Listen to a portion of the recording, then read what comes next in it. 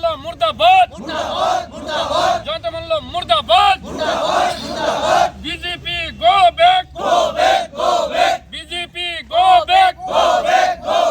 BTC সরকার হাই হাই আক্তারা বাইদেউ হাই হাই गिबि-गिबियावनो खुलुमबाय दिनैनि जोंनि खाजिखुरि लानाया जाहैबाय गसाइगाव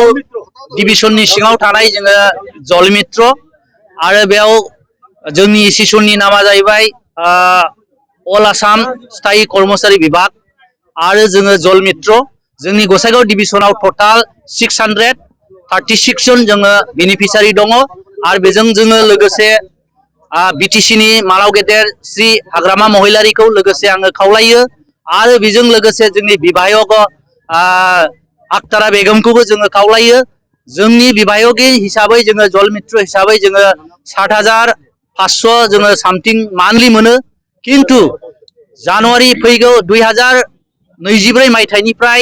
दिनैसिम 26-25 सिमाव जोङो धर्माखौ जों मोनाखै बेथनखौ मोनाखै 10 मास जाबाय दा बिनिखायनो आङो आसाम सरकार विभायक जयंत बरुवा आरो बेजों लोगोसे आक्तारा बेगम जोंनि बिटिसिनि इएम बेखौबो जों खावलायो जाहाथे जोंहा फेमिलि सालायनायाव बिराद दुखु जोङो 7,500 थाखाजों जोङो जोंनि फेमिलिखौ जोङो सालायनो हाया जोंनि नखरा बिराद गरिब थाखोनि बेजों लोगोसे जोङो नखराव बिराद दुखु जाल्ला आरो गरिब श्रेणी जोङो जोंनि गथ' गथाय जाहोनाय नखर फेमिलि पुसिनायाव जोङो बिराद हेडेक जाबाय बिनिखायनो विभायक आक्तारा बेगमखौबो जों खावलायो जाहाथे जोंनि धर्माखौ बारायना होयो आरो जोंनि मोननांगौ अनसुंथाइखौ मासे मासे जोंनो होयो बेखिनिखौ जोंनि जलमित्रनिफ्राय जोङो खावलायनाय थाबाय आरो बेजों लोगोसे आसामनि मानाव गेदेर डक्टर हेमन्त बिश्व शर्माखौबो जोङो बारंबार जोङो खावलायो आरो बेजों लोगोसे बिटिसिनि चिफ हाग्रामा महिलारिखौबो जोङो खावलायो जाहाथे जोंनो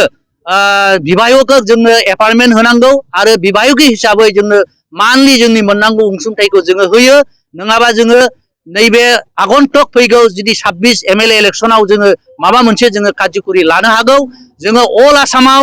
28,000 सामथिं जलमित्र दं आरो अल बिटिसि आवहाय जोङो मेक्सिमाम 8,000 सामथिं जोङो जलमित्र दङ मोनबा डिस्ट्रिक्टआव जेरै तामुलपुर दं बाक्सा दं चिरां दं उदालगुरि दं बेवहाय जोङो 8,000 सामथिं जोङो जलमित्र दङ जोङो गुबुन गुबुन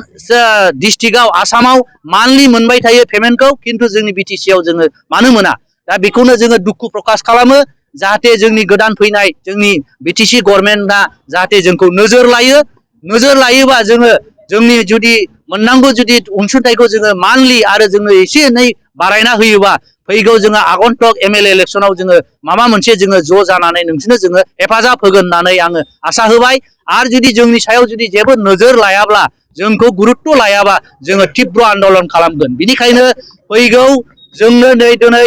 15 तारिख नभेम्बरनि 15 तारिख आरो फैगौ जुदि नैबे डिसेम्बर 25 तारिखनि गेजेराव जोंनि अनसुंथाइखौ जुदि होआब्ला जोङो तीव्र आन्दोलन खालामगोन आरो जोंनि बारंबार खावलायनायावबो जोंखौ जुदि गुरुत्व लायाबा बिनि माबा मोनसे सिद्धान्तखौ जोङो लागोन होननानै जोङो मिजिंथिदों बेखिनिखौ आङो खावलायनाय थाबाय बारंबार जोंनि बिभायक आक्तारा बेगमखौ आरो बेजों लोगोसे जोंनि आसामनि बिभायक जयंत बरुवा आरो बेजों लोगोसे जोंनि बिटिसिनि चिफ हाग्रामा महिलारिखौ 100 बार जोङो खुलुमनाय थाहरबाय जाहाथे नोंथाङा जोंनि मोननांगौ अनसुंथाइखौ जाहाथे जोंनो थाब गोख्रैनो नैबे मासनि गेजेरावनो जोंनो होयो बेखिनिखौ आङो खावलायनाय थाबाय गोजोन्थों।